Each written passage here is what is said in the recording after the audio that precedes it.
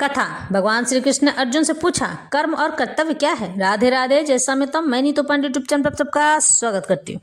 इस प्रसंग का वर्णन श्रीमद् भगवद गीता मिलता है। भगवान श्री कृष्ण से अर्जुन आज पूछते हैं, हे माधव, कर्म क्या है और कर्तव्यों का पालन किस प्रकार किया जाता है?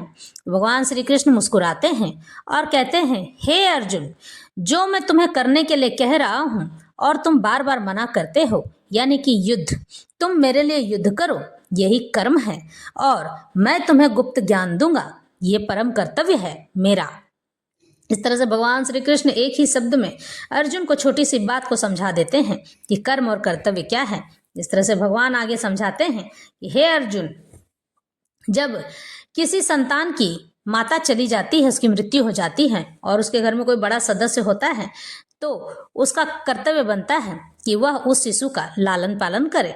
और यही नहीं, यह लालन पालन बाद में चल के सेवा भाव में परिवर्तित हो जाती है, यानी कि उन दोनों शिशुओं का कर्म बन जाता है कि वह अपने उस बुजुर्ग का, यानी उस बूढ़े का ख्याल रखे जिसने उसे पाल पोस कर बड़ा किया है। ये उसके कर्म है और उनके माता पिता के कर्तव्य थे कि वह उनका लालन पालन करें।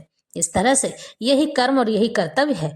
जब आप अच्छा कर्म करते हैं, मनुष्य अच्छा कर्म करता है, तो वह उस कर्म का भोगी स्वयं होता है और जैसा वो कर्म करता है वैसा ही उसे उसका फल प्राप्त होता है।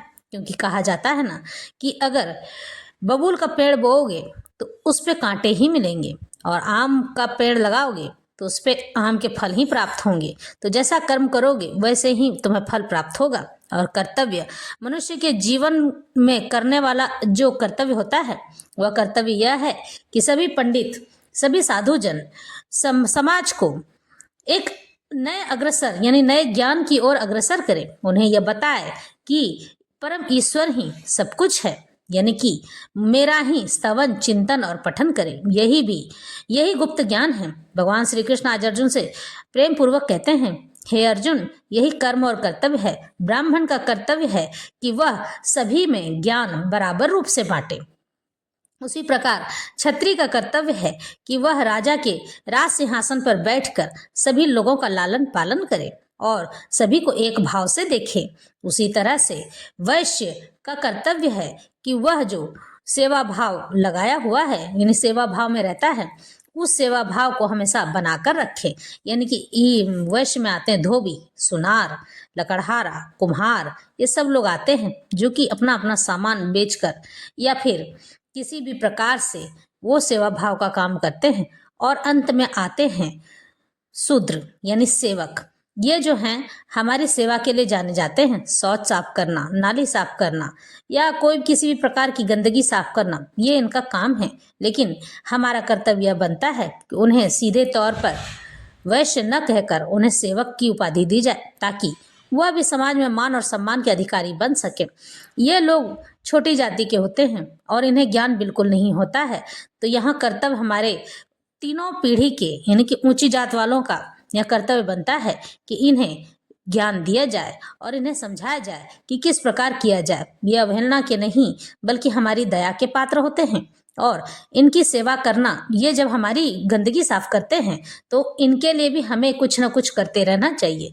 यही कारण है कि आज ब्राह्मण, क्षत्रिय, वैश्य और शूद्र में जाति का भेद बताया गया है और जाति भेद आरंभ हो गया है। लोग आज लड़ने लगे हैं। कलयुग में यह बात आम होती चली जा रही है।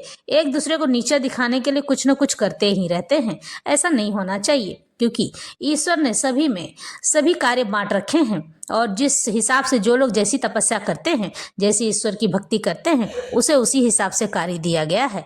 उसी हिसाब से करता है। जो एकदम भक्ति नहीं किया है और सभी जीवों की हत्या करके उसे मार के खाया है, लोगों को सताया है, तो वो सबसे छोटी जाति में जन्म लेता है। ऐसा नहीं है कि ब्राह्मण के पद में जाने के बाद आप सबसे नीची जाति में नहीं जा सकते हैं। जा सकते हैं, नीचे जाया जा सकता है, क्योंकि जैसा आप कर्म करेंगे वैसा ही आपको फल प्राप्त होगा। निखिद्ध गंदे कार्य करेंगे तो आपके पुण्य नष्ट वहीं हो जाते हैं और ब्राह्मणत्व का पद भी समाप्त हो जाता है। तो भगवान आपको शूद्र की योनि में भेज देते हैं। इस तरह से कभी भी किसी भी व्यक्ति को किसी भी वर्णों में भेद नहीं करना चाहिए। हर वर्ण का अपना एक एक कर्तव्य है और अपने उस कर्म और कर्तव्य को निभाते रहना चाहिए। जीवन हमें इसी उद्देश्य की ओर अग्रसर करता है। भगवान श्री कृष्ण आज अर्जुन को कहते हैं, हे अर्जुन, जो लोग अपने जीवन में सदैव अच्छा आचरण बनाकर रखते हैं और लोगों की सेवा, उपासना और उनके लिए दया का भाव रखते हैं, वह मेरे हृदय में वास करते हैं। उनके लिए मैं ही सेवक बन जाता हूँ। और यह बात भक्ति कहलाती है। भक्ति कई प्रकार की होती है। भक्ति जो दूसरों के आंसू पोंछे, वो भी मेरी ही भक्ति है। जो जानवर बोल नहीं सकते हैं और बिना बोले वो आपके शरण में आपके सामने हाथ जोड़ता है कि मेरे बच्चे को गर्मी का दिन है, पानी पिला दो, आप उसे 2 घूंट पानी पिलाते हैं, तो वह भी मेरे हृदय में बसने लग जाता है। और भक्ति इसे ही कहते हैं। कई प्रकार की भक्ति हो, जरूरी नहीं है कि तुम मेरा दिन रात नाम जप करते रहो तो ही भक्ति होगी, नहीं। लेकिन मनुष्य इस तरह से भी भक्ति कर सकता है। उन बेजुबान जानवरों को भी आप सेवा करके मेरी भक्ति प्राप्त कर सकते हैं। मेरी भक्ति करने के लिए दया का भाव होना आवश्यक है। जो व्यक्ति अपने मन में दया भाव रखता है, कृपा रखता है, लोगों को अच्छी भावना से देखता है और लोगों के सेवा के लिए तत्पर रहता है, किसी को हीन भावना से नहीं देखता है, ऐसे लोगों को मैं अपने हृदय में ही नहीं बसाता, बल्कि समय आने पर जब उसे आवश्यकता होती है तो मैं भी उसकी सेवा के लिए चला जाता हूँ। क्योंकि भविष्य किसी ने नहीं देखा है। आने वाले समय में आपके साथ कौन सी घटना होगी, कौन सा काल आपको घेर लेगा। हो सकता है आप विकलांग हों, आपको लकवा मार जाए शरीर में, लेकिन जब ऐसी स्थिति हो जाए और कोई भी देखभाल करने वाला ना हो, लेकिन अगर होने पर भी आपको 2 बात उलाहना की ओर देता है और 4 बात सुनाता है, तो ऐसे लोगों को मैं हटाकर स्वयं ही एक सेवक बनकर उसके घर में आ जाता हूँ और उसकी सेवा करने लग जाता हूँ। मैं कोई भी हो सकता हूँ, आपका कोई रिश्तेदार, आपका कोई पड़ोसी या फिर आपका एक परम नौकर, जिसे आप हमेशा तनख्वाह देते हैं और मैं मन लगाकर आपकी सेवा करता हूँ, तो वो भी मेरी ही कृपा से होता है। इसीलिए हमेशा मनुष्य को सदा दया और कृपा का भाव रखना चाहिए। वैसे कहा गया है कि दरिद्र में ही नारायण का वास होता है। जो लोग दरिद्र की सेवा करते हैं वो प्रत्यक्ष नारायण की सेवा करते हैं। ईश्वर को ढूंढने के लिए हमें और आपको बाहर जाने की आवश्यकता नहीं है। ईश्वर हमें हमारे घर में ही मिल जाते हैं। जो लोग हमारे घर में काम करते हैं, आप उनका भी ख्याल रखिए। जो हमारे लिए कचरा लेने आते हैं, उनको भी कुछ न कुछ देते रहिए। उनके लिए हमेशा अच्छा सोचिए। उन्हें भोजन कराते रहना, उनके अच्छे बुरे का ख्याल रखना। अगर उन्हें कोई परेशानी है तो उस परेशानी से उन लोगों को छुटकारा दिलाना, उनकी सहायता करना और उन्हें गुप्त ज्ञान धीरे धीरे प्रदान करना। एक साथ नहीं देना, क्योंकि एक साथ देने से वह भ्रमित हो जाएगा। थोड़ा थोड़ा करके उन्हें ज्ञान देना ताकि वह मेरी ओर अग्रसर हो सके और अपने जीवन में जो गंदे कार्य करता है उसे बंद करके मेरी शरण में आ सके पूर्ण रूप से। यही मनुष्य का कर्तव्य है। और ज्ञान कभी भी समाप्त नहीं होता है। हर व्यक्ति आपको ज्ञान दे सकता है। एक शूद्र जात का व्यक्ति जो मोची है वो भी आपको ज्ञान दे सकता है। कोई आपको भक्ति का ज्ञान दे सकता है, तो कोई आपको किताबों का ज्ञान दे सकता है, कोई आपको अपने कर्म का ज्ञान दे सकता है, तो कोई कर्तव्य का ज्ञान दे सकता है। ज्ञान कभी समाप्त नहीं होता है, इसलिए कभी भी अपने ज्ञान पर अहंकार नहीं करना चाहिए। भगवान श्री कृष्ण आज अर्जुन को इन्हीं छोटी छोटी बातों को समझाते हैं। हे अर्जुन, जीवन में इन छोटी छोटी बातों का बहुत रहस्य है।